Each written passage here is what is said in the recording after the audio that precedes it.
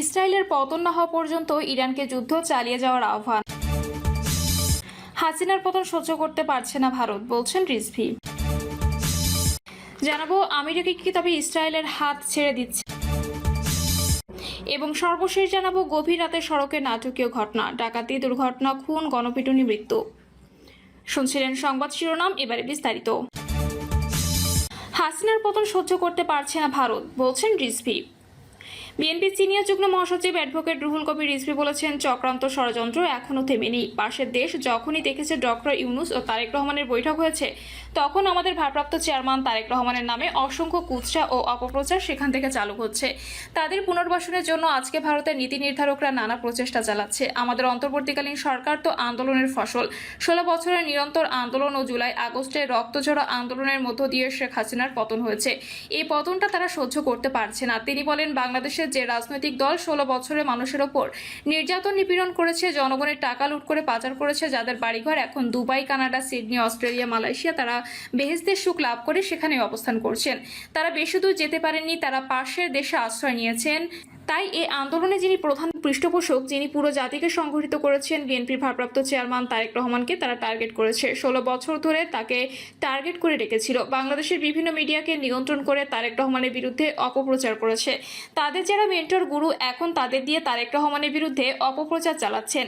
BNP senior যুগ্ম মহাসচিব বলেন, 18 কোটি মানুষের দেশ বাংলাদেশ পৃথিবীর যত বড় শক্তিধর দেশ হোক, তারা যদি মনে করে এদের আমরা নিয়ন্ত্রণে রাখবো, বসে রাখবো, এদের আমরা দমিয়ে রাখবো, এদের উপর আমরা মাতবরি করবো, তা আমাদের বাংলাদেশের মানুষ কোনোদিনই সহ্য করেনি, এখনো করবে না। আমেরিকা কি তবে ইসরায়েলের হাত ছেড়ে দিচ্ছে? বিশ্বের অঘোষিত পরাশক্তির নাম যেন ইরান। দেশটির পারমাণবিক গবেষণাগার ও সামরিক স্থাপনার আগ বাড়িয়ে হামলার ফল এখন যেন পদে পদে পাচ্ছে কট্টর ইসলাম বিদ্বেষী ইসরায়েলের প্রধানমন্ত্রী বেনিয়ামিন নেতানিয়াহু। ইরানের মুহুর্মুহু আধুনিক প্রযুক্তির সব মিসাইল হামলায় এখন বিধ্বস্ত গোটা ইসরায়েল। রাজধানী তেল আবিবকে রীতিমতো গাজা বানিয়ে ছেড়েছে ইরানের সর্বোচ্চ ধর্মীয় নেতা আয়াতুল্লাহ আলী খামেনি। এসবের মধ্যে ইসরায়েলের পরম মিত্র যুক্তরাষ্ট্রের প্রেসিডেন্ট ডোনাল্ড ট্রাম্প মাঝে মধ্যে ইরানের হামলা চালানোর হুমকি দিলেও এখন যেন তা থেকে সরে এসেছে। আগামী 2 সপ্তাহের মধ্যে সিদ্ধান্ত নেবেন তিনি আদৌ ইরানে হামলা চালাবেন কিনা বা সরাসরি ইরান ইসরায়েল সংঘাতে জড়াবেন কিনা, এমনটি জানাচ্ছেন আমেরিকার প্রেসিডেন্ট মুখপাত্র ক্যারোলাইন লেভিট। ট্রাম্পের মুখপাত্রের এই ঘোষণার পর চারদিকে এখন আলোচনা চলছে, তবে কি ইসরায়েলের হাত ছেড়ে দিল আমেরিকা? বিশেষজ্ঞদের মতে কট্টর ইসলাম বিদ্বেষী ইসরায়েলের হাত ছেড়ে দেওয়াটাই এখন হবে ট্রাম্পের জন্য বুদ্ধিমানের কাজ। কারণ বিশ্বের পারমাণবিক শক্তিধর পরাশক্তি সব দেশগুলো যে ইতিমধ্যে অবস্থান নিয়েছে ইরানে, একটুখানি পান থেকে চুন খসলে লেগে যেতে পারে বিশ্বযুদ্ধ।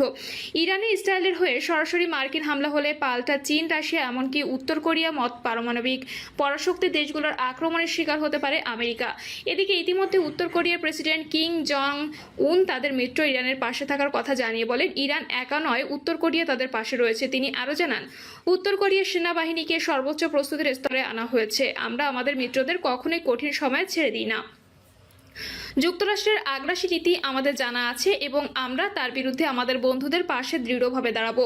এই ঘোষণার পরপরই সম্প্রতি 10টিরও বেশি ব্যালিস্টিক মিসাইল ছুড়েছে উত্তর কোরিয়া, যা ইরানের পক্ষে সংহতি প্রকাশে আমেরিকা আর ইসরায়েলের জন্য কঠোর বার্তা হিসেবেই দেখছেন বিশেষজ্ঞ মহল।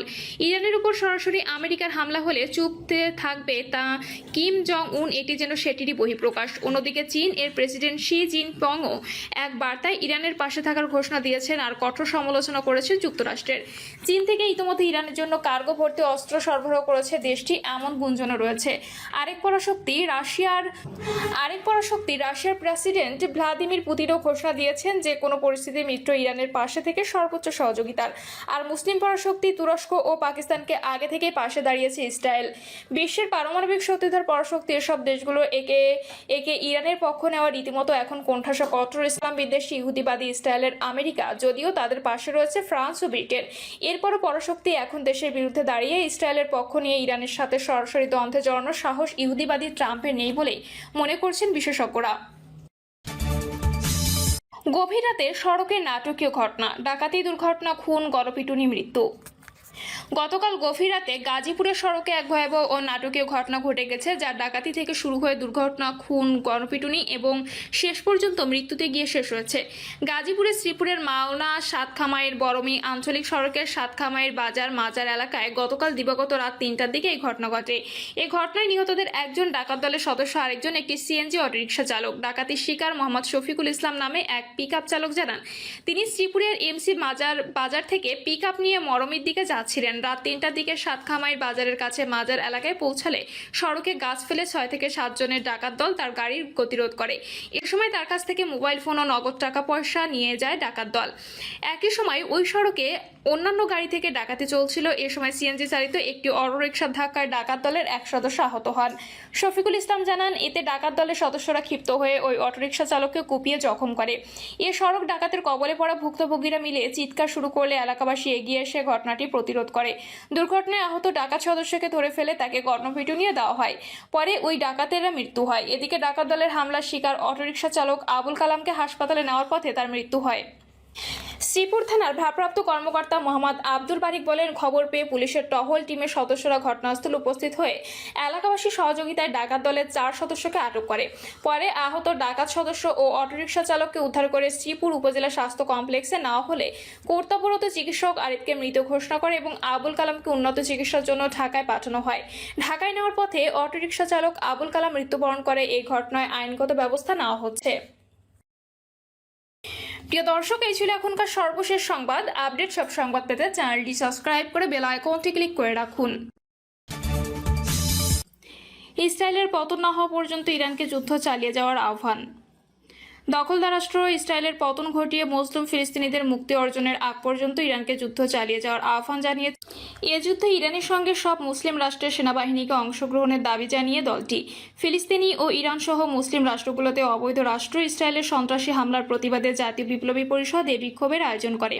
জুমার নামাজের পরপরই তাকবীর ধ্বনি দিয়ে বায়তুল মোকাররমের উত্তর গেটে বিক্ষোভ শুরু করে দলটির নেতাকর্মীরা। এর সময় তারা ইসরায়েলের প্রধানমন্ত্রী বেঞ্জামিন নেতানিয়াহু ও মার্কিন প্রেসিডেন্ট ডোনাল্ড ট্রাম্প বিরোধী স্লোগান দেন। বিক্ষোভে বিপুল সংখ্যক মুসল্লি যোগ দেয়। পরে বায়তুল মোকাররম থেকে মিছিল বের হয়ে পল্টন মোড়ে গিয়ে সমাবেশের মাধ্যমে বিক্ষোভ শেষ হয়। মোহাম্মদ শামসুদ্দিন বলেন, ইসরায়েল জেনেভা কনভেনশন লঙ্ঘন করে মানবতা বিরোধী অপরাধ ও যুদ্ধাপরাধ করেছে, তাদের বিচার করতে হবে। অবৈধ সন্ত্রাসী রাষ্ট্র ইসরায়েলের প্রধানমন্ত্রী নেতানিয়াহুকে গ্রেপ্তার করে বিচার ও শাস্তি নিশ্চিত করতে আমরা জাতিসংঘকে এগিয়ে আসার আহ্বান জানাই। তিনি আরও বলেন, গাজা এবং ইরান সহ সারা বিশ্বে মুসলমানদের ওপর যে আগ্রাসন, নির্যাতন, নিপীড়ন, গণহত্যা চালানো হচ্ছে, বিশ্ব মুসলমানরা এক উম্মাহ হিসেবে ঐক্যবদ্ধ হয়ে এর বদলা নিবই ইনশাল্লাহ। প্রথম কিবলা বায়তুল মুকদ্দাসকে ইহুদিদের হাতে রেখে কোনো অবস্থাতেই কোনো মুসলমান শান্তিতে ঘুমাতে পারে না। ইসরায়েলকে মুসলমানদের ওপর হামলা করার জন্য অস্ত্র এবং অর্থ দিয়ে সাহায্য করে যে আমেরিকা, সেই আমেরিকা থেকেই কিছু মুসলিম রাষ্ট্র বিলিয়ন বিলিয়ন ডলারের অস্ত্র কিনছে। আমরা তাদের ঘৃণা করে প্রত্যাখ্যান করি। আবার এর সময় মুসলমানদের যারা শিয়া সুন্নি ভাগ করে তারা মুসলমানদের শত্রু। মুসলিমদের ওপর আগ্রাসন বন্ধ করতে হলে সকল মুসলিম এক হতে হবে এবং সেই স্বার্থের বিভক্তিকারীদের চিহ্নিত করতে হবে।